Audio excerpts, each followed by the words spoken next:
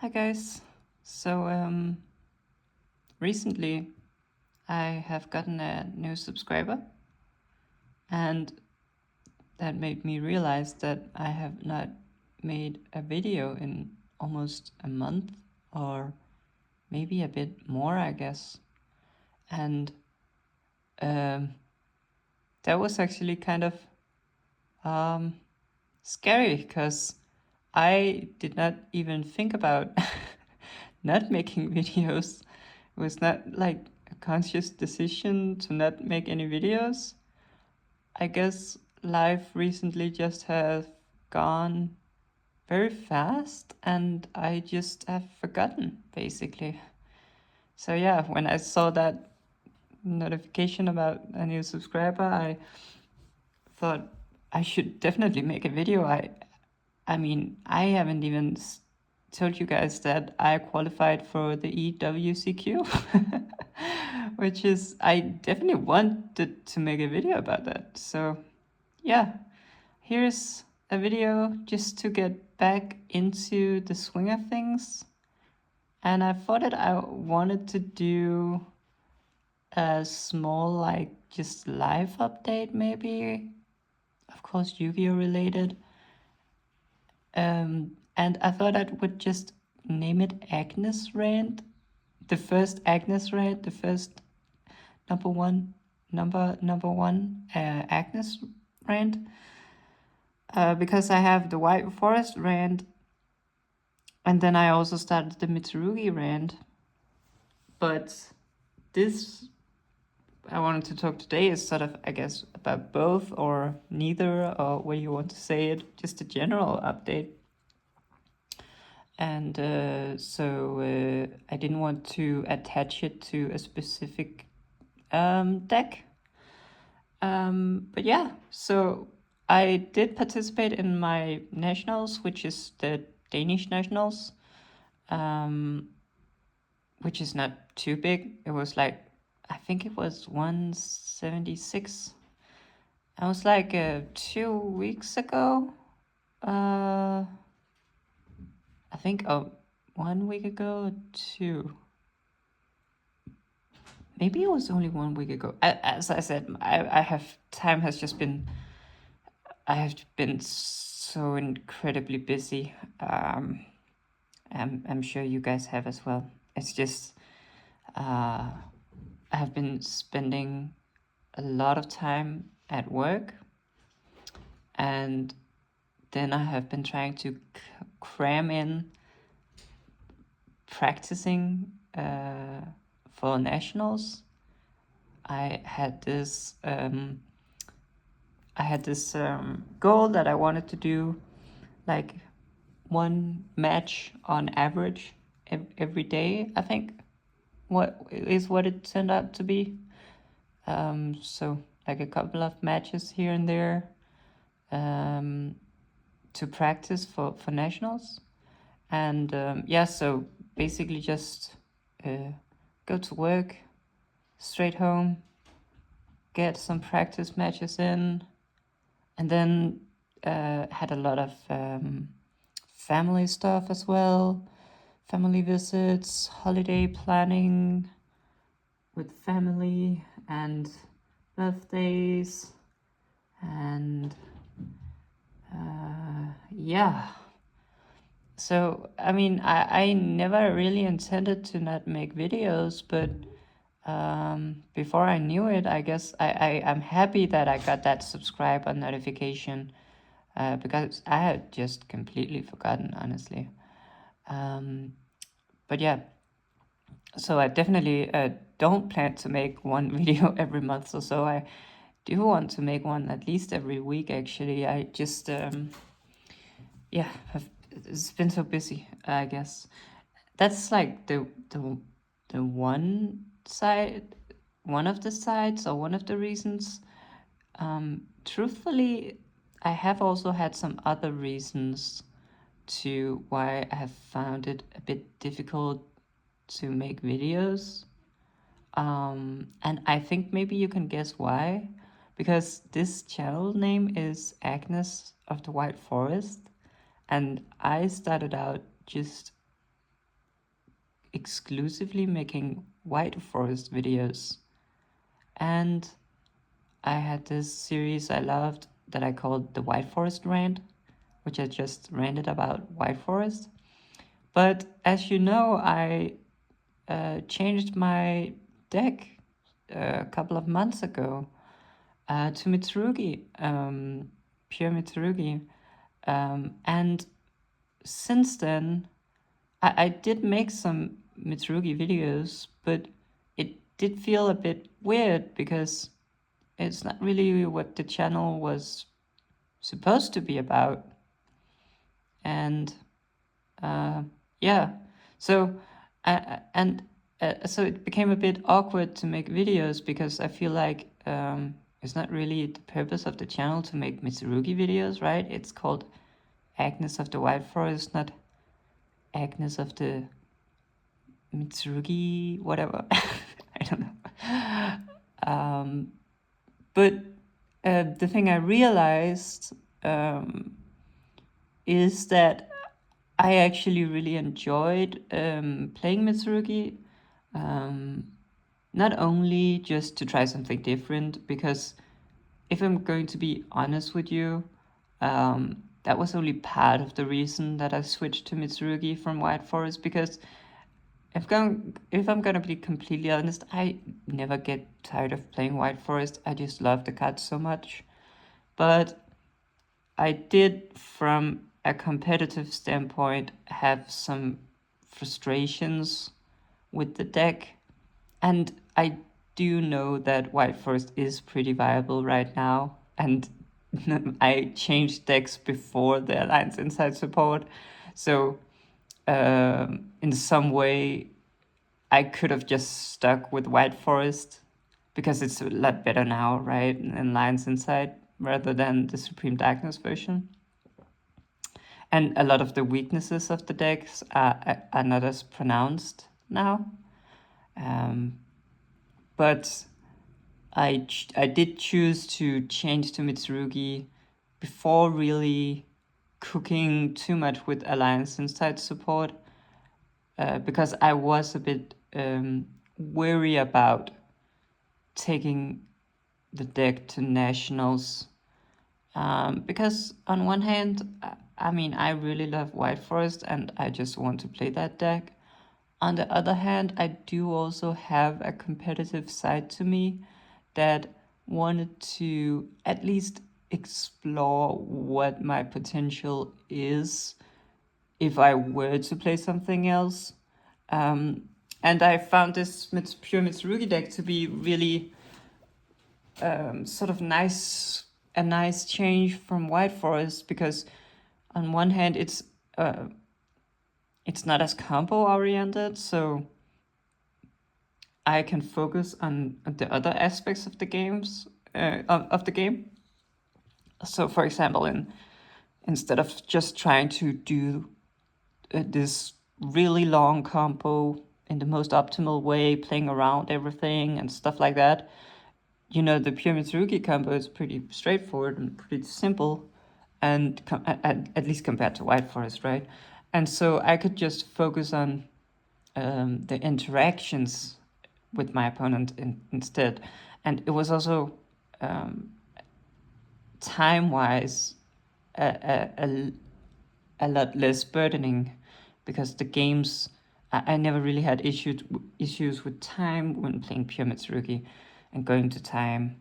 And I to be fair, I didn't have that either with White Forest when I got good at it. But it was still the case that you needed to play very fast when you play White Forest. And I did learn to do that, but it was a nice break to play a deck that didn't have to combo for 7 minutes. Yeah, and then also it was also just nice to play Mitsurugi pure because it didn't lose to the same things. I mean, obviously pure Mitsurugi still has a weakness to draw, but it's not as pronounced as with White Forest at all. And you also don't really have a weakness to Fuvelas at all, although White Forest is maybe not as weak to Fuvelas either, but still. And then also Perulia, you just didn't care about, right? Whereas in White Forest, Perulia is just a complete nightmare. So, yeah, I had a pretty enjoyable experience playing Mitsurugi, and I don't think I'll go through my deck. I can just maybe just flip through it while we talk, because I've noticed I didn't do anything with my hands, but I'm not really going to go through and give a deck profile of my pure build, because it's honestly pretty standard. I had some few things that was maybe not as traditional, but for the most part, it's pretty traditional. There's not really too many deck building intricacies with pure Mitsurugi, at least not compared to White Forest, right, where you have a billion different ways you can build the deck. But so yeah, so not really anything special in regards to that. And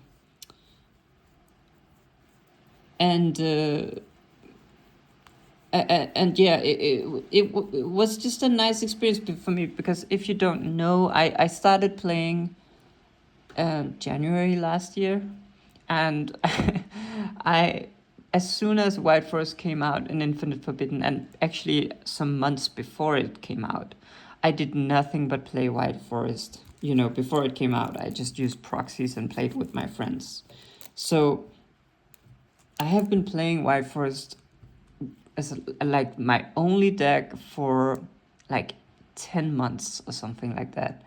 And I'm not a particularly experienced player, so I always felt like that there was a lot of skill sets that I did not really learn by just playing White Forest. You know, for example, I really wanted to try a mid-range deck, like Pure Mitsurugi, and I wanted to see if how I could perform with that sort of deck, and if that I wanted to also know if that strategy maybe was a better fit for me competitively.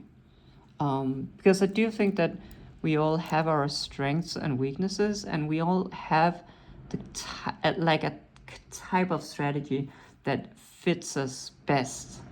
And I always wondered, is it really combo that is my strong suit?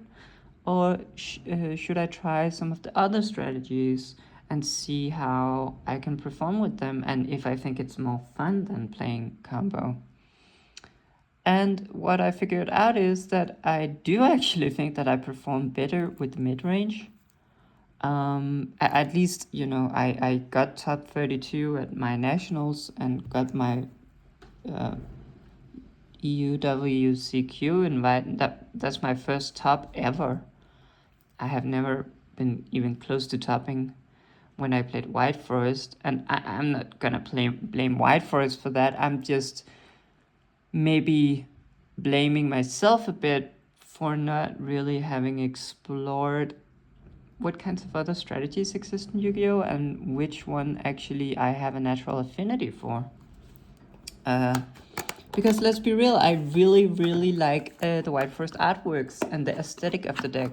And I love the concept of the deck. I love sending spells and traps to the graveyard for cost. And yeah, I just really like that. And I never really thought that, I mean, when I chose to play White Forest and I chose to main White Forest, I never really knew that it was going to turn out the way it did. I don't think anyone really did, because I decided that I was in love with White Forest when the first wave were announced. But, you know, I could not predict that the direction that the deck would take. I mean, I think we all knew that it was kind of a combo deck somewhat on the first wave. It's a synchro deck, right? And it's just hard for a synchro deck not to be combo. Maybe like Sword Soul isn't, or something like that. But the combos in Infinite Forbidden was not that ridiculous. I mean, they were truly not that outrageous. And then, you know, Rage of the Abyss came, and it became a bit more like, okay, now we have to play Diabell Star, now we have all these fusion monsters, and I think the Asaminas are super cool, And I also like the Abel style, right? But she doesn't send spells and traps to the graveyard for cost. And neither do the Asamina cards. And they don't synchro summon. And we have... It's only here in Alliance Insight that we have gotten a new synchro monster. Right, like Supreme Darkness just took the deck in a whole other direction. Like, it was not really about synchro summoning anymore. It was barely about the White Forest cards. Truly, you only really just made Diabel and that's it, right? The rest is just as a meta monsters or Diabel Star. And when we got the new synchro monsters, I mean, I love Pabla of the White Forest. That's my channel icon. But you can barely make it in White Forest. Because it's a level 4, you can only really make it by utilizing the field spell and having 2 level 2s in the field. And the same with the Snake Eyes, I can't remember its name, Execution Dragon or whatever it's called, the level 12. This level 12 is not a White Forest synchro. You can't make that easily in White Forest, right? I mean, you can now, but, originally we were putting together level 4 tuners with level 2 non-tuners, right? We are really good at making level 6 synchros. And we can make those level 6 synchros into a level 8 synchro if the synchro is a tuner. That was... I just really love the Infinite Forbidden White Forest cards. And I'm a bit sad, honestly, that we never got any more level 6 synchro tuners. I not even any more level 6 synchros, even. That's supposed to be the main thing you do in White Forest is make level 6 synchros, right? This is what the deck is really good at. But that was just never what it became. And so I feel like that the deck went in a direction that I just could not have predicted. And at the beginning, I was always so committed to the deck. Like, I was so committed to the deck. But at some point I realized that the deck is not what it used to be. It's not what I fell in love with in a sad way, because even though I do like all the cards that they have released, or at least most of them, it is not what I really what I dreamt of when Infinite Forbidden got released. I had always hoped that they would make more synchros, more level 6 synchros. And they just never did. And I had always hoped that they would make more White Forest cards that just did what the White Forest gimmick was, And we do, to be fair, we did get 2 new White Forest monsters, right? We did get Asamina set, and we did get the new DLC. But that's pretty much it, right? And the new Poplar is technically a White Forest also. But I mean, the majority of the monsters that have been released for the deck after Infinite Forbidden has not been White Forest monsters. I love the White Forest aesthetic. I love the light spellcasters. And what I actually dreamt of this tonight. Sometimes, and you probably figured out by now, but I'm a bit autistic. Sometimes I dream about the decks that I'm making, and I don't really know if I'm dreaming or if I'm like half dreaming, because in my mind I was building this White Forest deck, which was I called it in my dream a pure White Forest deck. And that's a bit of a silly name, because I think that it's a bit like calling making a branded deck and calling it a pure Fallen of Alabast deck, something like that. It's a bit weird to say pure White Forest, but what I wanted to do was to make a build of White Forest that drew inspiration from my time playing mid-range, playing pure Mitsurugi. Wanted to make a build of White Forest that could qualify as pseudo mid-range. And I thought, how could I do that? And what I thought about is that maybe I could make a build of White Forest that just did not use the Asmina stuff, that just did not have the Abelstar, and maybe that could be interesting to explore, and maybe that could bring me back to what I really liked about White Forest, which is the Infinite Forbidden, the first wave, right? So I thought the concept is this. I was thinking, what about making an Infinite Forbidden version of White Forest, but with all the new support in mind, and in the current metagame and so on and so forth, with all the new cards available and stuff like that.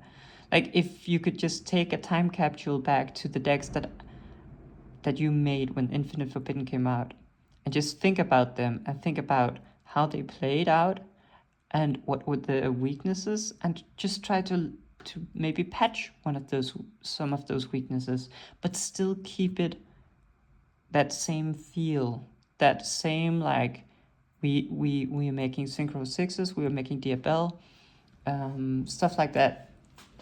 And that's when it dawned upon me that, one of the biggest downside with Infinite Forbidden White Forest was the consistency. Like, that was absolutely the biggest downside of the deck. Because there was just not a lot of status, right? You had Estella, you had Elset, and Sylvie, which was not... Hear me out. I know that she's a really good starter now when you play the whole shebang, all the whole pile. But back in Infinite Forbidden, she did not do too much for you, because if you're going to believe me, Sylvie did not even lead to Diabell, because we didn't have a Samina set, so you could not even make Diabell if you normal summoned Sylvie. Unless you, of course, had a bunch of other stuff. But it was pretty tricky. And so you had, like, Estella, you had Elset and Sylvie somewhat, and then you had basically Tales of the White Forest. And that was, like, a very tricky starter, because, of course, you have to have a spellcaster or illusion on the field to activate it. So it's like you had to dedicate a bunch of space to just consistently have a spellcaster illusion on the field so that you can activate Tails. And so you had like 9 starters, 10, 11 starters, if you were very generous and counted Sylvie and Tails as starters. So it's like, and then you could play a bunch of other consistency cards, like, Chicken Game. I played Magician Souls for a while. I remember playing all sorts of different stuff just to up my consistency, to get to that starter. But now we have the field spell, right? And actually, let me just let me just prove to you guys that I still like White Forest, because I know that there are maybe some doubters, maybe even in my own head, about whether am I still a White Forest enjoyer? And look what I picked up from someone at my locals. A QCR Witch of the White Forest. I just had to have it because this card is so beautiful. And this card is just, in this pure White Forest build that I'm envisioning, this card just almost has no downside at all. And this is just the craziest consistency I had ever. And this card just single-handedly fixes the biggest issue with Infinite Forbidden White Forest. And so what I thought about in my half dream is, what if we just made this deck, the Infinite Forbidden White Forest, with the new fill spell, and also with the new Diabellsy, because I know that Diabellsy is maybe more of a quote-unquote Diabell card than it is a White Forest card, which maybe sounds a bit weird when I'm saying it, but I mean, it is a White Forest card, and she does send spells and traps to the graveyard, right? But she obviously requires you to play the Diabell package, right? Because otherwise she just doesn't really do anything. And I think that the Diabell package is actually really good. And I think that it fixes a lot of the weaknesses of the deck, because you know, I have been maybe not playing Alliance inside White Forest as much, but I have been playing against it quite a lot, let me tell you. And Diabellsy really does a lot for the deck in terms of playing under Fuvelos, and maybe also playing under Purulia in some cases, or at least just playing around getting stopped pretty early, because you can create a very strong half boards with Diabellsy and, you know, the Sin Adjudicator, or I think she's called Diabellstar Vengeance, right? Like, this is just a very good half board, and also the Destruction Protection is obviously really relevant in this meta against Mitsurugi and Detonator. And also, I think it's pretty decent going second. It's like an extra push. And another thing I've been complaining about White Forest in my recent videos, or maybe not so recent, is the ability to go second and the reliance on being able to stick a tuner and a non-tuner on the field, and how hard that is when cards like Detonator is in the format and Ame no Murakumo is in the format, and so on and so forth. And what I like about Diabellsy is she just does something immediately. You just pitch a card, summon her on summon effect immediately gets you to Vengeance, and Vengeance can help you break the board. So in my mind, when I think about it, and I think about Infinite Forbidden White Forest, you know, I think Diabellsy could maybe do a whole lot for the deck, because it's sort of a card that it is a White Forest card. It does send spells and traps to the graveyard, which is really important. And yeah, it's kind of like another copy of Ilset, basically. So you're not as reliant on your Ilset to resolve. You're not as reliant on your Stella to resolve, because if you have this in your hand, you can just create something. Even if your Ilset gets interrupted or your Stella gets interrupted, if you can continue with this, you can still end on a pretty decent half board. So I think like this is a way to get a bunch of interruptions without really doing too many summons, and I think that's just very valuable, to be honest. So yeah, that's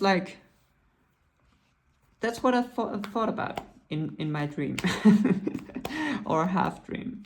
And I was like sitting there in the middle of the night trying to piece all these things together, and I actually kind of wanted to make a deck profile for this video, but I just realized that I did not really have the time, and I don't know if I will have the time to make another video for the rest of the week, to be honest. Like, that's how tough it is. So unfortunately, I couldn't really get together a deck profile for this video, but I just wanted to throw the idea out there. And another thing that I sort of realized is that I actually think a Stellar is pretty good right now. Now you might say, you know, Stellar is too risky, it's not worth playing, and you know, I could definitely tend to agree with you. I think Estella is pretty risky of a normal summon.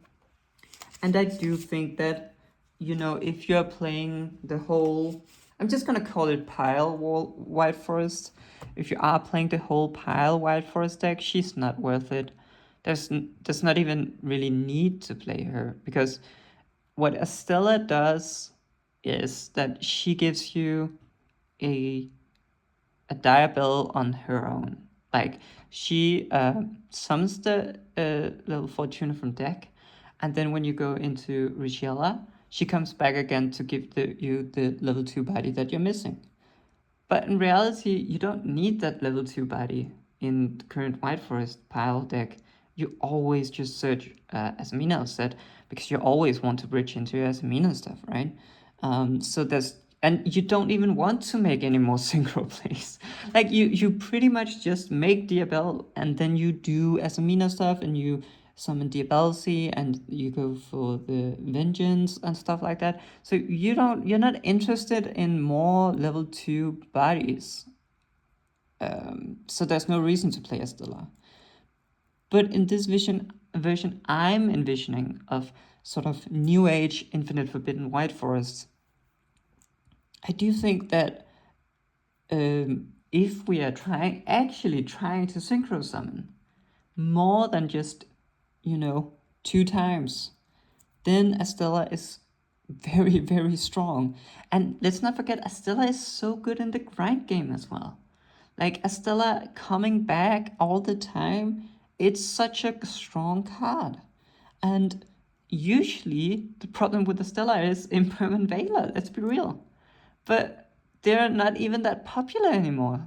Like, so, and you know, if they ash the Estella or impulse it or whatever, then it's like, sure, let me just use my set in the hand, right? Like, so with Impermanent Veiler not being popular at all, I do think that Estella, like, I mean, they are not popular at all, and people are not playing around Impermanent Veiler. You know, Raishio and Mitsurugi are doing the most blatant playing into Impermanent Veiler that I have ever seen, just to get more bodies on the field. Like, they would rather summon Saji back from the graveyard with prayers and have it trigger on the field than they would have it trigger in the graveyard, just so they can have an extra body. They constantly expose themselves to Impermanent Veiler just for the sole reason of getting an extra body. That tells you something about how unpopular Impermanent Veiler is. And in that format, I think that Estella could be strong. I mean, she is by far the strongest normal summon if she resolves. So yeah, I imagine this version here back to old school White Forest with some new school additions. We have the consistency ad, we have Diabellsy, we have the consistency ad with the field spell, we have the Diabellsy and the Vengeance that can maybe help us a bit going second, help us make half boards. And then it's just good old make some synchros, right? And yeah. And what synchros have we making? I mean, I obviously always love the Dragoon, you know, the Muddy Mud Dragon, go into Albion, make Dragoon. I mean, I just love that. I think Dragoon fits so well in White Forest. It's not even that hard to make. You know, we can also play Toy Box, and we can also just, you know, I think I want to try to create a strategy around Poplar, the White Forest, right? Making this on our own turn. I know you always just summon this with Diabell or with Vengeance, but we can actually just make this on our own turn. And we can get a ton of value by doing that, I think. And get extra quick synchros on our opponent turn. I think that whole thing is very interesting. Also think like Herald, if we're talking about level 4 synchros, is a really strong way to play around Nip. We have, you know, just awesome synchros all the way to the bank, right? Anyone remember Zapper Shrimp, right? Anyone remember this card? How awesome this card is? Nobody's playing that anymore, right? Not really. I don't think they're playing it anymore. You know, like, I mean, there is just so many cool synchros you can make in White Forest, and we don't do it because, let's be real, it's probably not optimal. But what if we were to try, and what would it look like to make this sort of old school build of White Forest? Because that's what I really remember enjoying. And I was also thinking about, I don't want to stop making White Forest content. And I was thinking, what could I do to maybe reignite the spark that I had for White Forest? And I think this is it. I'm gonna be completely honest. I don't really like the Alliance Inside White Forest deck as it is currently. I think it's way too much of a pile deck for me, in that it's a ton of one-offs. It's very, very tight. There is not a lot of room for experimentation because you have to have all the different stuff with. You have to have the White Forest card, you have to have the Simple Spoils card, you have to have the Asmina card, you have to have the Abel package. It's just, there is no room in that deck at all, unless you make like a 60 card version or something like that, and it's not even my thing anyway. I really like 40 card decks. And yeah,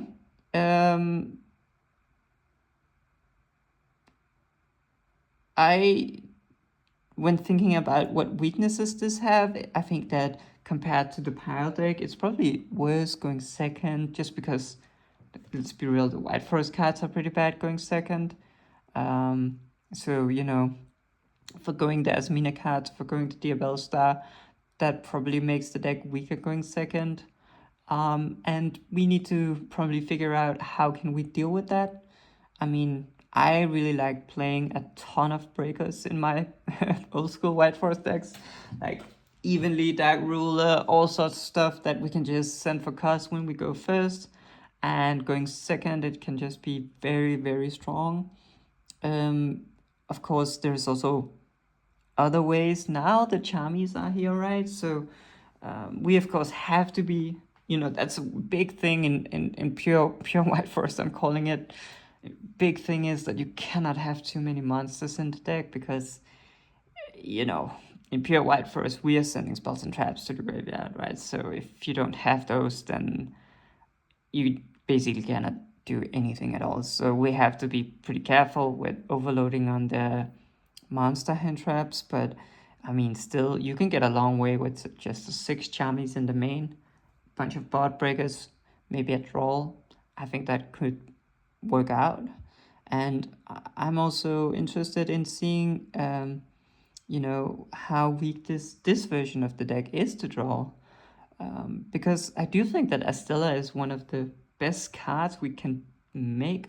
We can summon on the draw, right? Or one of the best ways to play around draw is just normal summoning Astella, summoning out,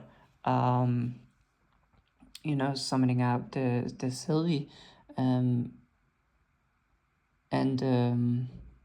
also Astella, I think, is a great way to play around Perulia also.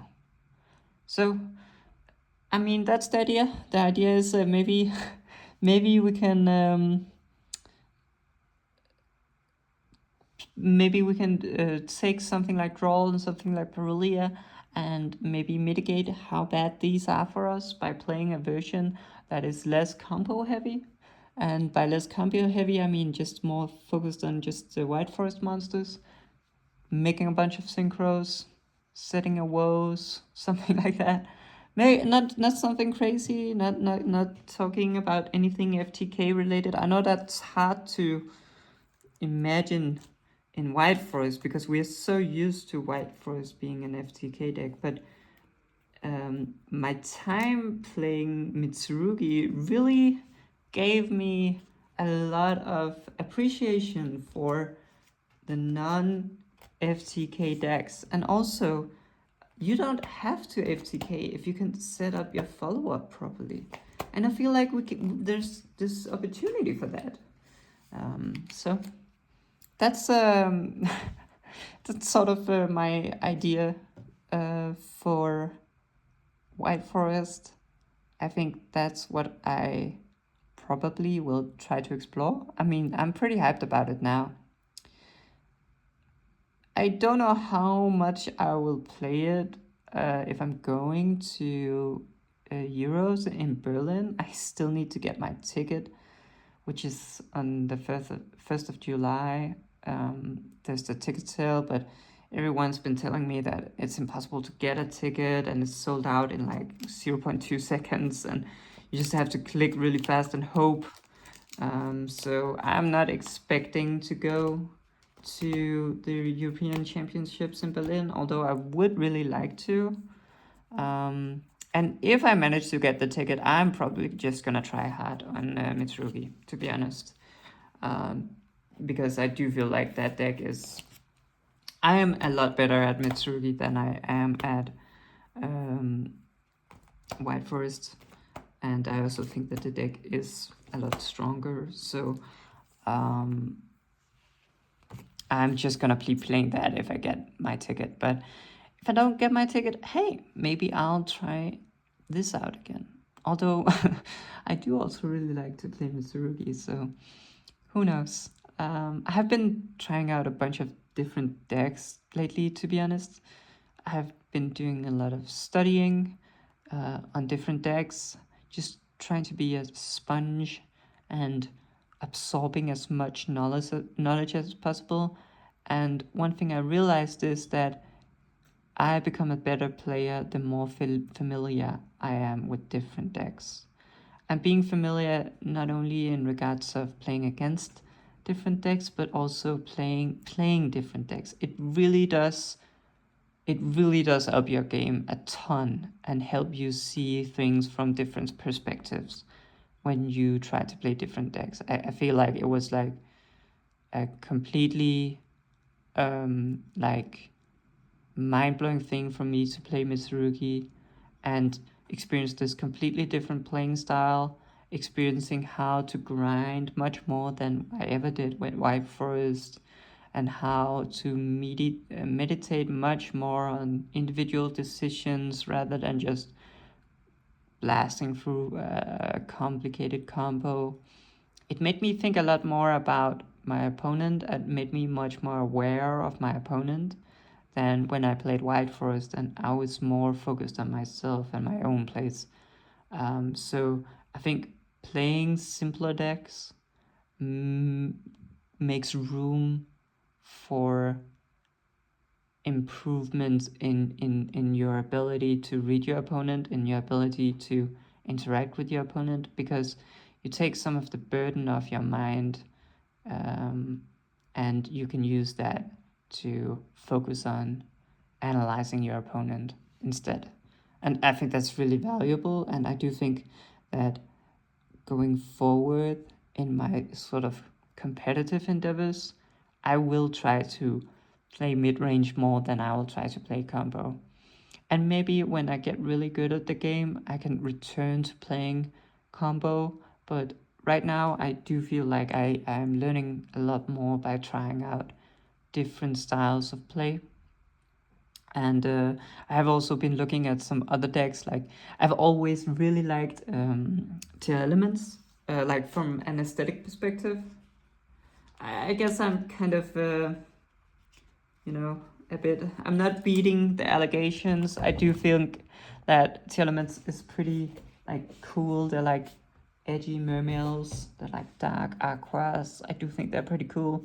So I've been playing a lot actually with tier elements, and I have bought like basically all the tier element cards you could ever need, and been sort of just brewing with tier elements, playing with tier elements. And I don't think tier elements are like crazy positioned right now, but I do think it's just a really fun deck. I also really love the danger cards. Like, back when I started to play Master Duel back when it came out. I actually played Dangerous all the time for some ungodly reason. I have no idea why. I just thought they were super fun to play. And Anti-Elements have always been a deck that I thought looked really cool, so I've been playing that a lot recently. Just, you know, I haven't been able to play as competitive. Also, I've been a bit like after nationals, I have just been trying to not think too much about the current format because I was so deeply into the competitive scene and the meta game and practicing against the best decks all the time, playing the format, that once Nats was over, I just wanted to kick back and relax a bit and not think too much about Ratio, Mitsurugi, or Malice and stuff like that. So I haven't really been practicing playing pure Mitsurugi, even though I should definitely, but I'm gonna hold on that. If I get my ticket, I'll try to grind as much as possible before Euros, and if I don't get my ticket, then hey, it's nice also just to relax sometimes with some interesting decks once in a while. And yeah, so overall, I'm still a White Forest enjoyer. I've not left White Forest at all. I've been picking up QCRs whenever they show up at my locals. I am still very invested in White Forest. However, I have been sort of learned the hard way that sometimes you do get better results and do learn more by playing a tier 1 deck, especially if you're a new player. I think if you're an old, experienced player who doesn't really have, have these really good fundamentals and have had lots of results in the past, you probably don't need to worry about the best decks and stuff like that. But for me, it was actually a pretty nice experience to, go from losing a lot with White Forest to just picking up the Mitsurugi Pure deck that just resonated a lot more with my playstyle, and then just seeing, almost immediate results, basically. So yeah, I think I'm also really looking forward to Dragon Tail. I have been studying that deck, and I think it also just looks like my cup of tea. Not only because it's spellcasters, let's be real, it's my favorite type, but also just because it's so mid-range, and I just really enjoy playing mid-range. I can't help it. It's a bit sad that White Forest did not turn out that way. It turned out to be a heavy combo deck. But I still have hope that there is a build of the deck that can be more mid-range. And I'll try to pursue that, I think, is my overall conclusion. And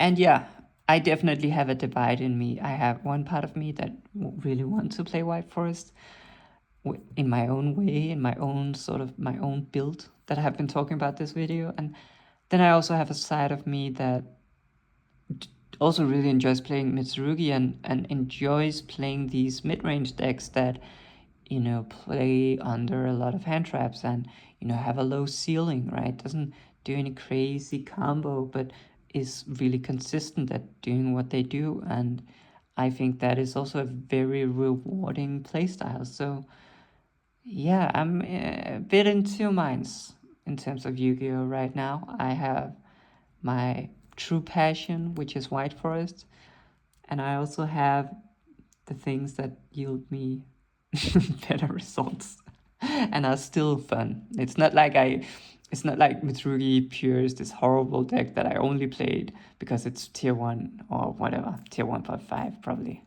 It's not quite as good as Malice and Raziel Mitsurugi, but still, it is also a deck that I think is legitimately so incredibly fun to play. So yeah, that's it, I think, for this video.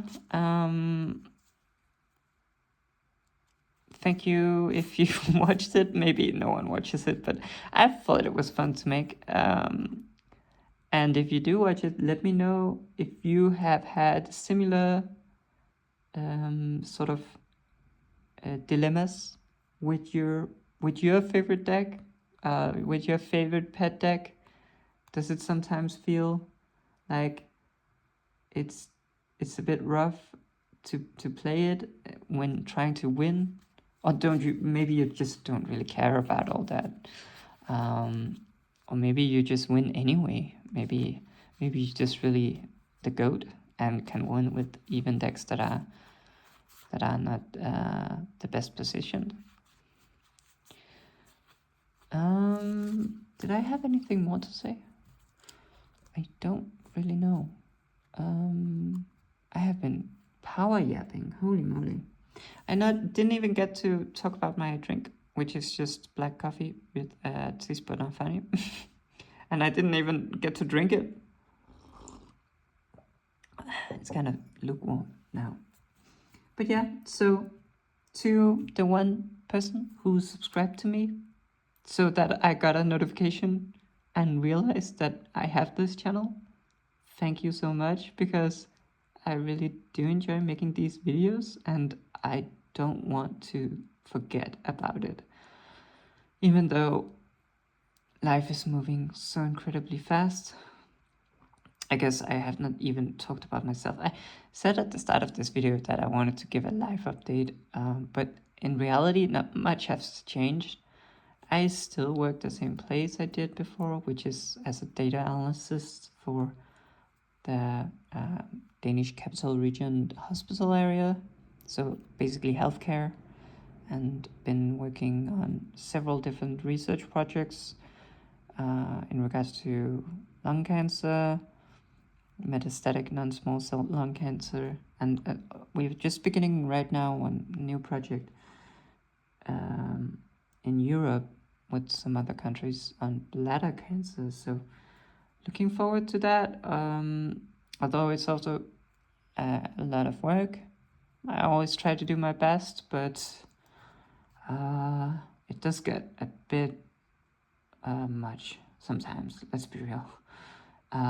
Because it's just, for me right now, it's just work and Yu-Gi-Oh, work and Yu-Gi-Oh, work and Yu-Gi-Oh, and then, you know, seeing your family, seeing your friends, doing all that, cleaning, washing clothes, and then work and Yu-Gi-Oh, work and Yu-Gi-Oh. And I do feel like I put a lot of unnecessary tasks on myself, but I do also enjoy it. I think starting Yu-Gi-Oh back in January of last year has been one of the best experiences ever for me.